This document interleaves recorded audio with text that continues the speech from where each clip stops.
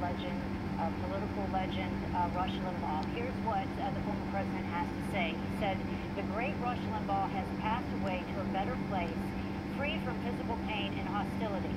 His honor, courage, strength, and loyalty will never be replaced. Rush was a patriot, a defender of liberty, and someone who believed in all of the greatness our country stands for. Rush was a friend to myself and millions of Americans, a guiding light with the ability to see the truth and paint vivid pictures over the airwaves. Melania and I express our deepest condolences to his wonderful wife, Catherine, his family, and all of his dedicated fans. He will be missed greatly."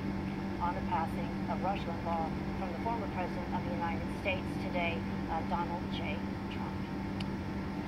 It's a somber moment, but I think just helps illustrate the gravity of this occasion, and also just how important Rush is to so many Americans who looked to him for guidance in their beliefs, but also in times of need. A conservative voice who was a strong supporter of the former president. Well, now we're going to take a look at some other headlines coming in today, and of course we'll continue all of our coverage of Rush Limbaugh's passing as well. Amanda? That's right. Yeah, very somber news today. As we know, famed talk radio host Rush Limbaugh has passed away. Limbaugh revealed last year he had stage 4 lung cancer, and former President Trump awarded him the Presidential Medal of Freedom days later. Limbaugh's radio show ran for more than 30 years. He was 70 years old. Start accepting new asylum applications this Friday. Officials say people should not take any action at this time and wait till they hear further instructions. This comes as President Biden has vowed to reverse many immigration policies from the Trump administration and is expected to roll out his immigration plan soon. And Canada is considering a law that would allow cities to ban handguns.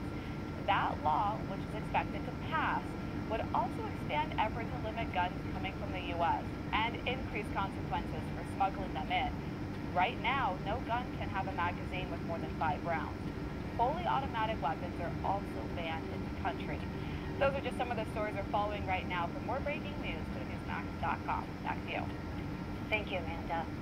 Well, during CNN's town hall last night, President Biden was asked if addressing racial disparities in COVID vaccinations will be a priority for his administration.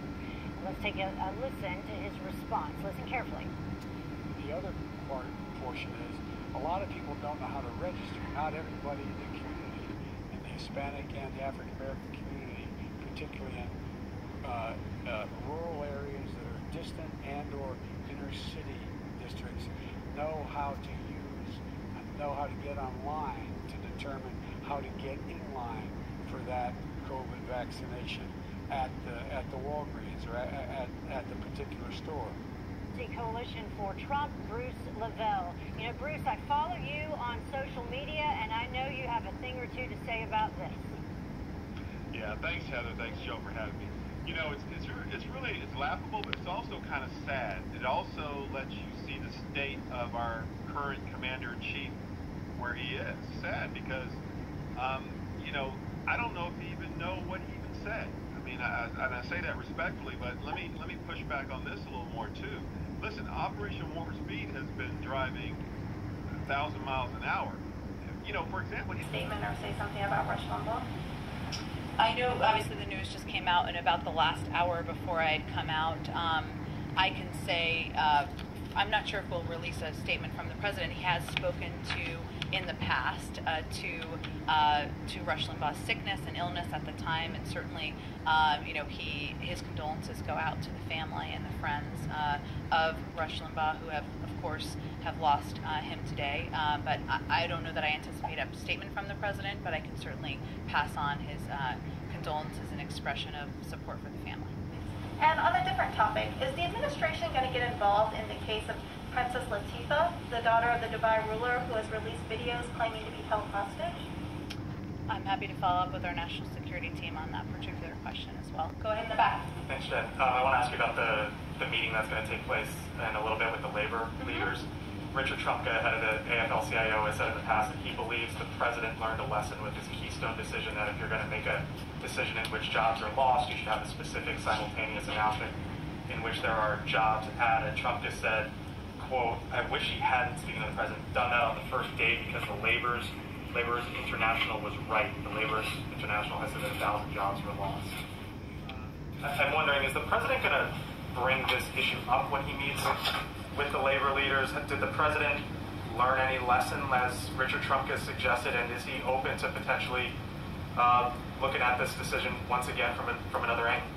Well, this is not the first time this has happened in here, where there's been about half of Richard Trumka's statement or comment in that particular interview shared and not the full context. And the other context